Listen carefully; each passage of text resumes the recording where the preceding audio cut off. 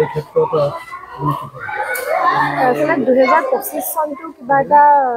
এতিয়া এনেকুৱা লাগি আছে যে 2025 চনটো কেতিয়া পাৰ হৈ যায় কাৰণ এইকেইদিনতে মানে এনেকুৱা ধৰণৰ চলি আছে যে আপুনি আজি অলপ গোটেই 25 বছৰটো যদি চাই প্ৰথমেতো দীপক দাৰ আত্মাৰ শব্দটিৰ কাৰণে ভগৱানৰ ওচৰত প্ৰাৰ্থনা জনাইছোঁ আজি আচলতে কালি নে পৰহি তেখেতৰ পত্নীয়ে মুম্বাইৰ পৰা এটা ফেচবুকত পষ্ট কৰিছিলে যে তেখেত ICUত আছে গোটেই অসমবাসীৰ পৰা প্ৰাৰ্থনা বিচাৰিছিল কিন্তু সেই প্ৰাৰ্থনাই দীপক দাক আমাৰ লগত ৰাখিব নোৱাৰিলে এই 25 বছৰটো এনেকুৱা ধৰণৰ হৈ গৈ আছে যে সোনকালে শেষ হওক কাৰণ এতিয়া এনেকুৱা লগা হৈছে যে নহ'লে আৰু কোন কেতিয়া ভগৱানে লৈ গুচি যাব কিবা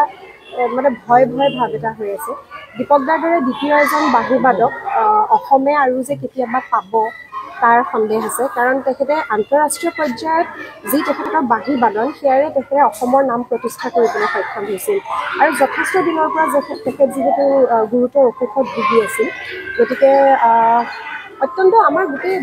কেৱল সাংস্কৃতিক সমাজৰ কাৰণেই নহয় গোটেই অসমীয়া সমাজ জীৱনৰ কাৰণে অপূৰণীয় ক্ষতি দীপক দাৰ আত্মাই শান্তি পাওক তাৰে কামনা কৰিছোঁ আৰু পৰিয়ালটোক এই সময়খিনি পাৰ কৰি যাবলৈ ভগৱানে